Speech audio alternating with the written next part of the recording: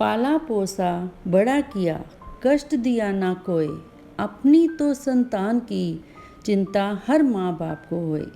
यही जीवन का सार है, यही है पालनहार। चाहे तापती धूप हो, चाहे अंधेरी रात, साथ कभी नहीं छोड़ते माँ बाप की जात।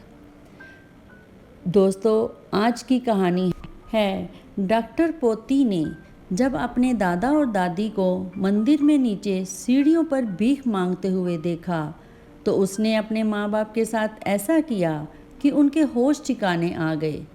75 साल के कृष्णलाल जी और उनकी पत्नी शांति जी अपने बहू बेटे और पोता पोती के संग रहते थे।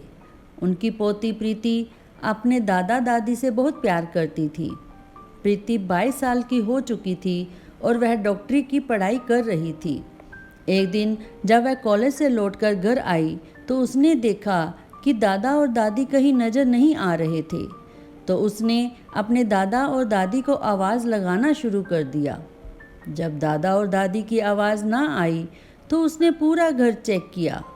पूरा घर चेक करने के बाद जब भी दादा और दादी नहीं दिखे तो उसने अपने मम्मी पापा से पूछा, मम्मी, दादा और दादी कहाँ गए हैं? क्या मंदिर गए हैं? तब मम्मी ने कहा, बेटा, वह मंदिर नहीं गए हैं, वह अपने गांव गए हैं। दरअसल उनका यहाँ मन नहीं लग रहा था तो वह थोड़े दिनों के लिए ताज़ा हवा पानी लेने के लिए गए हैं। उन्हें अपने गांव की बहुत याद आ रही थी। लेकिन दादा और दादी जब गांव जाने वाले थे तो मुझे क्यों नहीं बताया? तब उसकी मम्मी ने कहा, उन्होंने इसलिए नहीं बताया क्योंकि तू उन्हें जाने नहीं देगी। इसलिए उन्होंने सोचा जब तू कॉलेज चली जाएगी तब जाएंगे, नहीं तो तू परेशान हो जाएगी। तो प्रीति ने कहा, मम्मी, अब मैं अपनी बातें किसके साथ शेयर करूँगी? आप तो जानती हैं ना, मुझे दादा और दादी के संग रहना कितना अच्छा लगता है। अब मुझे उनकी बहुत याद आएगी। तो उसकी माँ ने कहा, बेटा, तू चिंता मत कर, दादा और दादी कुछ दिनों में वापस आ जाएंगे और अब पापा भी आते होंगे, फिर सब साथ बैठकर खाना खाएंगे। प्रीति के पिता रमन बड़ी सी कंपनी में ऊंची पोस्ट पर काम करते थे। शाम को जब प्रीति के पिता घर वापस आए तो प्रीति ने अपने दादा से और दादी के बारे में पूछा। पापा भी वही बात कहते हैं जो उसकी मम्मी ने कहा था। तो प्रीति ने कहा, पापा, आप मेरे दादा और दादी से बात करवा दीजिए। मुझे उनसे पूछना है कि वह मुझे बिना बताए क्यों चले गए। क्या उन्हें मेरी याद नहीं आती? गांव में कौन है जो उनका ख्याल रखेगा? मुझे अपने साथ ले गए होते तो मैं उनका ख्याल रखती ना। रमन अपनी बेटी को समझाते हुए कहते हैं, बेटा, दादा और दादी का अभी यहाँ मन नहीं लग रहा था। उन्हें अपने गांव की बहुत याद आ रही थी, इसलिए थोड़े समय के लिए वो गांव चले गए हैं। तुम चिंता मत करो, थोड़े समय के बाद वापस आ जाएंगे और तुम अपनी पढ़ाई करो। प्रीति अपनी डॉक्टरी की पढ़ाई कर रही थी। प्रीति के दादा और दादी का सपना था कि वह अपनी पोती को डॉक्टर बनता हुआ देखना चाहते थे। जब अगली सुबह होती है तो प्रीति अपने मम्मी पापा से फिर दादा और दादी से बात करने के लिए कहती है। अब इस पर उसके मम्मी और पापा दोनों उस बात को लिए टाल देते हैं।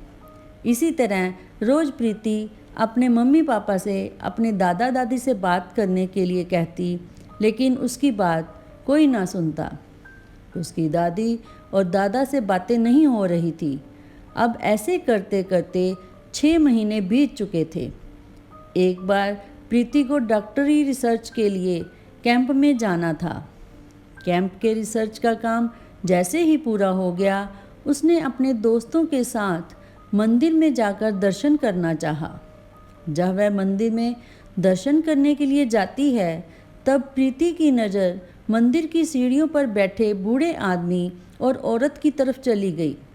शक्ल उसके दादा और दादी की तरह मिल रही थी। वह फटे पुराने कपड़े पहनकर लोगों की भीड़ में भीख मांग रहे थे। फिर प्रीति ने सोचा कि उसके दादा दादी तो गांव गए हुए हैं, वह यहाँ कैसे हो सकते हैं। उसके मम्मी पापा ने भी तो यही कहा था कि दादा और दादी गांव में हैं। प्रीति के मन में बहुत सारे सवाल चल रहे थे। प्रीति ने सोचा कि कोई बात नहीं, एक बार पास जाकर देख लेती हूँ। डरते डरते प्रीति उनके पास जाने लगती है। प्रीति को अपने पास आता देखकर उसके दादा और दादी अचानक से अपनी पोती को अपने सामने देखकर अचानक से मेरी बच्ची कहकर उनसे लिपट पड़ते हैं, रोने लगते हैं। दादा और दादी की ऐसी हालत देखकर प्रीति भी रो पड़ती है। ना जाने कब से वह दोनों नहाए नहीं थे। कपड़ों से बहुत बदबू आ रही थी। पास कुछ जूठा खाना पड़ा था, पता नहीं कब से उन्होंने रखा था। भूखी प्यासी दादी की हड्डियां अब दिख रही थी और दादा भी काफ़ी बीमार लग रहे थे। दादा अपने कांपते हुए से अपने पोती के आंसुओं को पोंछ रहे थे। प्रीति अपने दादा और दादी को गले लगाकर जोर जोर से रोने लगती है। फिर उसने अपने दादा और दादी से पूछा कि आप दोनों तो गांव गए थे, लेकिन यहाँ पर कैसे? तब दादा और दादी ने कहा, बेटा, हमारी किस्मत ही ऐसी है। शायद हमने पिछले जन्म में कोई बड़ा कर्म किया होगा, जिसकी वजह से आज हम इस हाल में हैं। तो प्रीति ने कहा कि आप दोनों तुरंत मेरे साथ घर चलिए। इस पर दादा और दादी ने अपने हाथों को छुड़ाते हुए कहा, बेटी, अब मेरा वह घर नहीं, यही अब हमारा घर है।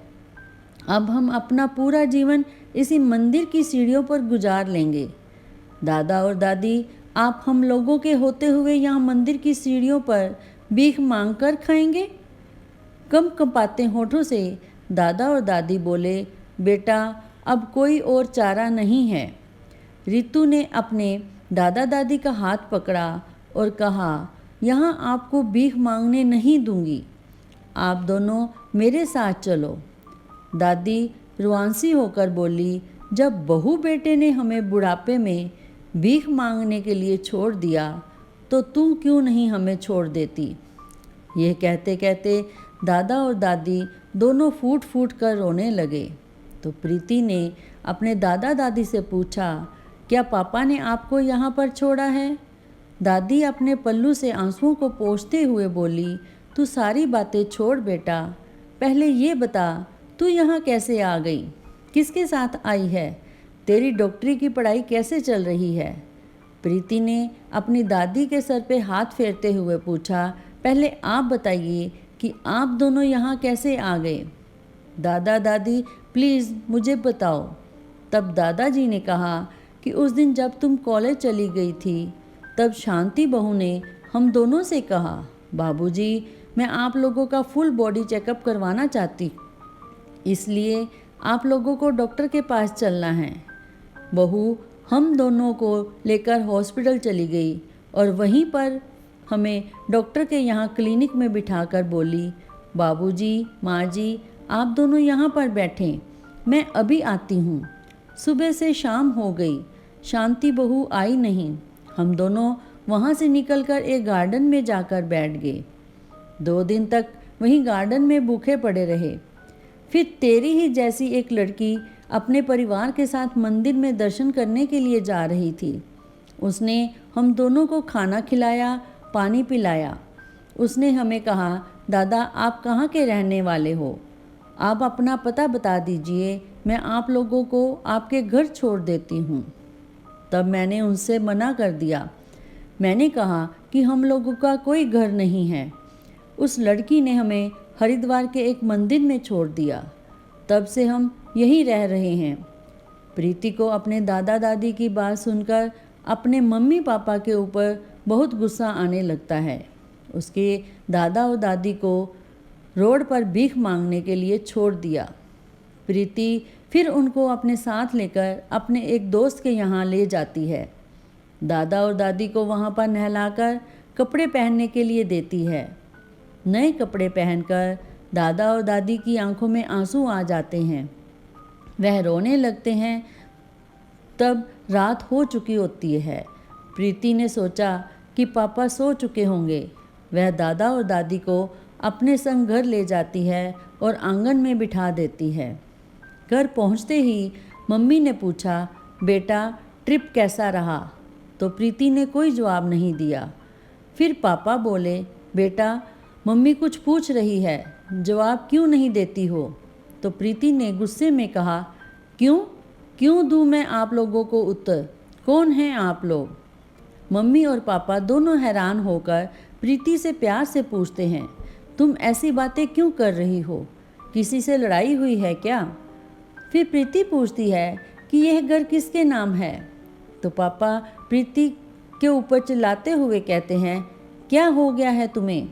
क्या कह रही हो तुम? बेटा ये सब कुछ तुम्हारे लिए ही तो है, हम सब कुछ तुम्हारे लिए ही तो कर रहे हैं।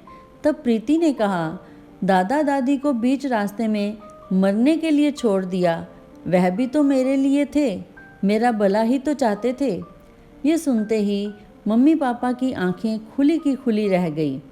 प्रीति ने कहा, आप मुझे पढ़ा लिखा कर योग्य बना दीजिए, फिर मैं आप दोनों को खुद वृद्धाश्रम छोड़ आऊँगी।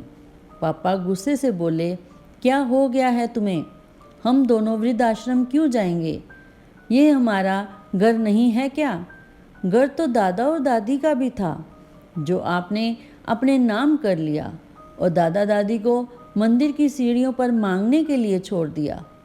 लेकिन बेटा दादा और दादी तो अपने गांव गए हैं ना। पापा की बातें सुनकर प्रीति को भी गुस्सा आ जाता है और वह बोली, बस करो पापा, अब कितना झूठ बोलेंगे। तब रमन जी को कुछ भी समझ में नहीं आ रहा था। मैंने कौन सा झूठ बोला? तुम क्या कहना चाहती हो?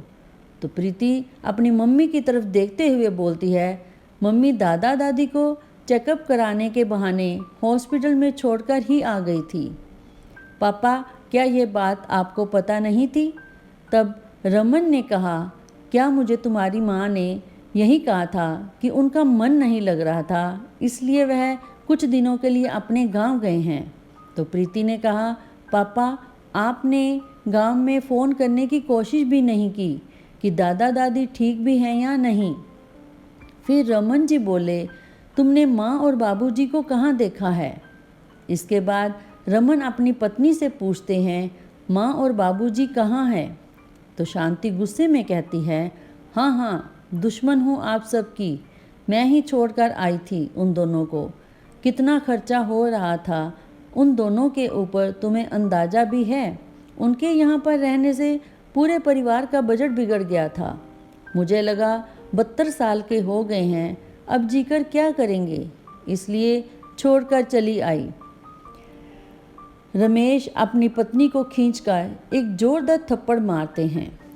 रमन ने कहा, कल को मेरे माँ बाबूजी की जगह तुम्हारे माँ बाबूजी होते तो क्या तुम यही करती? तब प्रीति बाहर बैठे अपने दादा और दादी का हाथ पकड़कर उन्हें अंदर ले आती है।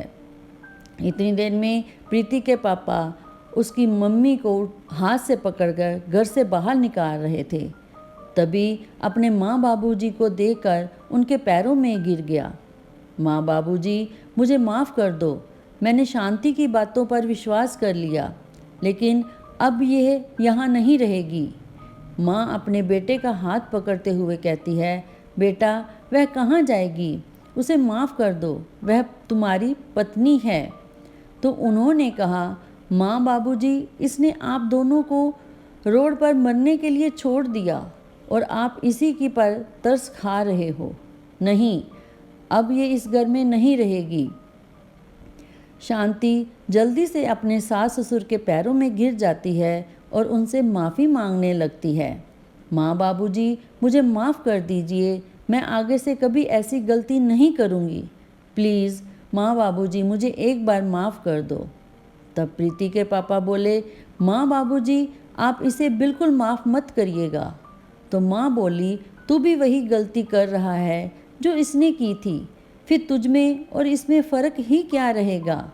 इसे माफ़ कर दो बेटा, मेरी परवरिश ऐसी नहीं है।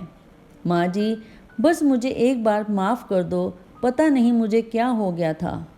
माँ ने कहा, बहू तुम्हें अपनी गलती का एहसास हो गया, वही मेरे लिए बहुत बड़ी बात है। यह बात ध्यान में रखना, हम जैसा करते हैं हमारे बच्चे भी वैसा ही हमारे साथ करते हैं। तो प्रिय दोस्तों, आज कितने ही माँ बाप इसी तरह रोड पर अनाथ छोड़ दिए जाते हैं। सभी को अपने माता पिता की कदर करनी चाहिए। दोस्तों, आपको अगर ये कहानी अच्छी लगी हो तो कृपया हमें कमेंट बॉक्स में ज़रूर बताइएगा और हमारे चैनल को सब्सक्राइब कर लीजिएगा। लाइक भी करिए, शेयर भी करिए और अच्छे अच्छे कमेंट किया कीजिए। मिलते हैं नेक्स्ट वीडियो में, तब तक के लिए नमस्कार।